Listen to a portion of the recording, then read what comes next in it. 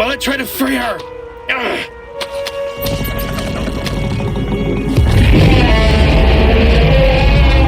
Come on, ugly! Dinosaurs and survival horror go hand in hand, so you'd think by now we'd have some pretty awesome survival horror games with dinosaurs, right? Well, not really.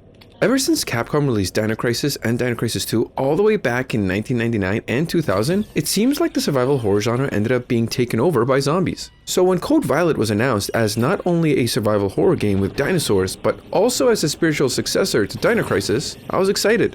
But then I looked up the developer and I quickly became cautiously optimistic. Team Kill Media is the developer for Code Violet, and their track record when it comes to the games they've released is not really the best. But despite all of that, I wanted to believe that Code Violet was going to be good. So of course I played it, platinumed it, and here is my platinum review of Code Violet.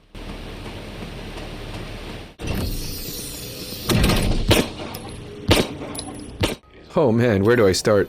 The game tries to adopt the classic third-person over-the-shoulder camera. Except, it's done so poorly that I often find myself wishing the camera was moved up and zoomed out. There will be some people out there that think this is a plus, and I mean, fair enough. Except the camera placement is not the only thing that's off. Aiming in this game feels awkward. The camera zooms in so much when you try to aim, and honestly, it takes a lot of getting used to. This can be very disorienting, especially when you have multiple enemies on screen. Now, the guns aren't too bad. You start off with a handgun, and then slowly find new weapons as you play and explore. There's a decent variety of guns to use, which include a shotgun, an assault rifle, and more. There's even a secret weapon that you can get at the end of the game. You can also upgrade these weapons and change their skins, except to me, the upgrades really didn't feel like they added much to the gameplay.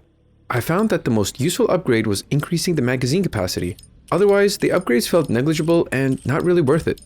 I played the game on the normal difficulty, aka Clever Girl, which is obviously a nod to the classic line from Jurassic Park, and the dinosaurs felt like bullet sponges. No, seriously, they don't react to your bullets at all. I don't know. It just feels like if I blast a velociraptor in the face with a shotgun, it should at least flinch. Instead, when the dinosaurs attack, they charge at you in a straight line and your bullets do nothing to slow them down. You could empty an entire clip of an assault rifle and the dinosaur is still charging at you. Because of this, the combat can get repetitive and boring. A way to avoid this is by lowering the difficulty to the easiest one, which is called I'm Too Pretty to Die for some reason, where the combat becomes a lot more tolerable because you're not wasting time emptying rounds into the dinosaurs. And if you're wondering what the hardest difficulty level is called, it's this. Yeah, I'm not sure if the developers thought they were cooking with this one, but this isn't it. The game itself is not difficult at all, and I often found that if I'm ever low on ammo, the game knows and causes the dinosaurs to drop whichever ammo I need, so I never really found myself running out of ammo. Another thing that I want to touch on is the inventory system. I get what they were trying to go for with limited inventory space, but it's just poorly designed. I often found myself running out of space too quickly because the game just throws random items along your path. Now your inventory can be upgraded by finding gear pouches, but these can easily be missed, which leads to a frustrating experience having to constantly manage your items. It's nice that there's a list of all the items that you can make by combining any two items together, but again, I found myself only crafting health and ammo. Everything else just felt unnecessary.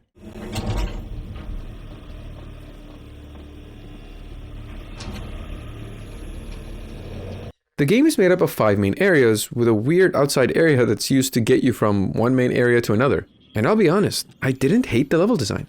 Now don't get me wrong, it's not great, but it's not bad either. The game gives you access to the entire map of whichever area that you're in, which is nice because without the map you can easily get lost and have to backtrack because you either missed a turn or an important item. I found myself constantly using the map and I never got lost because of it. In fact, it made exploring fun because I could plan out the areas that I want to explore.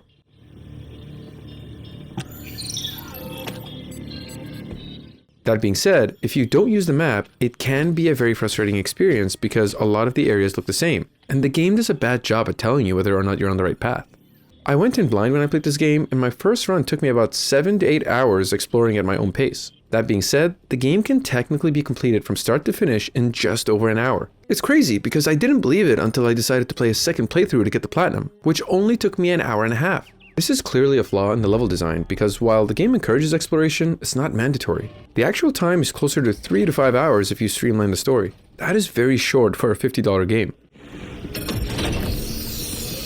Overall, while I do think the level design is more on the basic side, it's by far not the worst I've seen.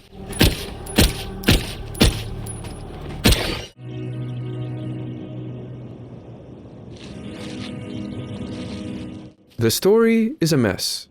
I mean, there's potential there for a good story, somewhere, but it's told in such a bad way that it ends up being confusing and generic at the same time.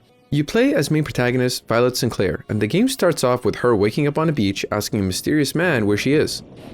Where am I? And he simply replies with, Home. the very next thing you see is Violet being forced into a lab facility and eventually waking up in a pod where something clearly has gone wrong, and that's the starting point of the game. Now, I have no problem with ambiguous stories, except the story of Code Violet felt very hollow. It kept introducing characters in cutscenes or voice dialogues, except I had no idea who they were or why I should even care. Jason! There's even a cutscene in the beginning parts of the game where I guess you meet an old friend that's dying, and somehow that's supposed to be emotional. There was no mention of who this character was, and I don't care enough about Violet to be sad for her. Nathan! You're hurt. I need to find you help. No, don't waste your time. There's no one here. I ended up just watching the cutscene thinking, did I miss something? It doesn't help either that the cutscenes and facial expressions of the characters are animated awkwardly. I mean, let's take a look at this scene for a second where Violet's best friend, Connie, dies in what's supposed to be a tragic death. Except again, not only did the game do nothing to make me care for this character, but Violet's reaction and the facial expressions that she had were so awkward that it was almost comical. No, Sonny! Oh, no! I'm sorry, but how is this emotional? You killed her! Now, the story's supposed to be about the extinction of the human race, where time travel is involved and cloning women to have children is necessary for survival, but then for some reason the children were used to make dino-human experiments that obviously end up going sideways, and it's just very messy. The ending has this huge plot twist that I won't spoil just in case you want to play the game, but it was again done so poorly that it just felt rushed and hollow. If things were actually fleshed out and more time was focused on character development, the story could have been decent. Unfortunately, that isn't the case, and we're left with a very hollow story and an ending that somehow felt meaningless and rushed at the same time.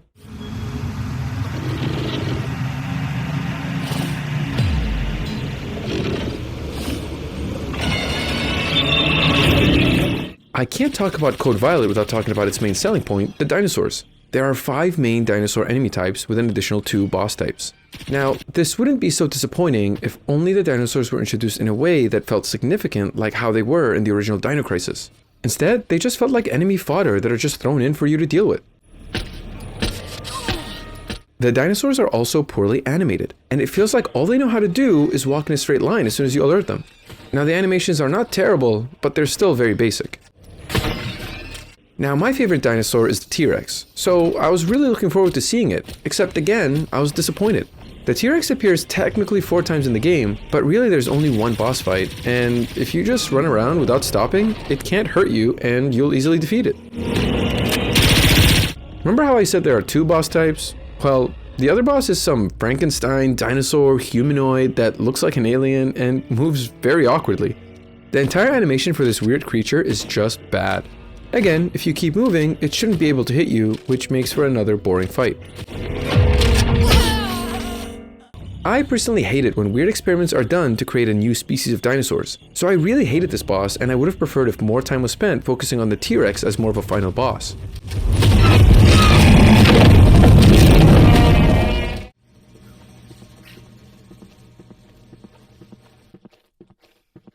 The visuals and sound design are probably the most decent things the game has to offer. The game doesn't look amazing, but you can't say it looks bad. I genuinely enjoyed the visuals of the game, from the creepy dark corridors of the facilities to the bright and lush outdoor jungle areas that connect the facilities together. Now, sections of the game can be very dark, which makes using the flashlight a lot more necessary, and while the flashlight can be too bright sometimes, I still enjoyed how the visuals looked when using the flashlight in dark areas. That being said, I have no idea what happened to the water in this game because that just looks bad. The water is flat and it looks like something from a PS2 game. Other than that, the game looks pretty good. With the visuals being decent, the sound design is good too. I hate to admit it, but I played the game with headphones and I'd be lying if I said there weren't sections of the game that made me jump. Now, it's not consistent, but sometimes the visuals and the sound design work together to make sections of the game feel claustrophobic and genuinely suspenseful. Even the voice actors surprised me. You can tell the voice actors did their best, especially the voice actress for Violet, but the performance was held back by very poor animations. I thought you were dead. Me too. I thought I would never see you again. What happened to you? I actually don't have much else to say about this, other than I thought that the visuals and sound were both decent. There's no denying that Code Violet is a bad game, but is it the worst game I've ever played? Not even close. While the gameplay is boring, repetitive, and a lot of the systems feel half-baked, the game still looks and sounds decent with moments where you can see the potential underneath all the flaws. Some parts feel repetitive while other parts feel overly basic for a survival horror game. And while the dinosaurs could have been animated better and definitely benefited from more variety, it could have been a lot worse. At the end of the day, this game sits at a solid 5.2 out of 10. It's not a broken game, it's just not a good one either. There's some fun to be had here, but it's buried under repetition and missed opportunities. I really can't recommend Code Violet, especially not at full price, but if you're curious and are looking for something to scratch the Dino itch, wait for a deep sale and maybe pick it up then.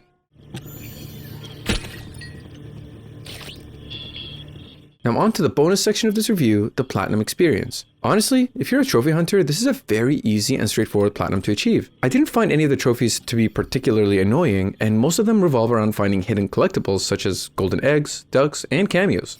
You'll probably want to follow a guide for those, but overall, it's pretty painless. Although there's one trophy that I found to be a waste of time, which is holding out a UV light for 10 minutes, but aside from that, most trophies actually involve doing easy yet fun tasks. I earned a lot of the trophies just by playing and exploring at my own pace. There are also no difficulty-based or timed trophies, which makes this a very accessible platinum. It doesn't really add much to the experience, and by the end of it, it just felt more like checking things off of a checklist instead of achieving something rewarding. If you're looking for an easy platinum to add to your collection, this one gets the job done, but don't expect anything memorable.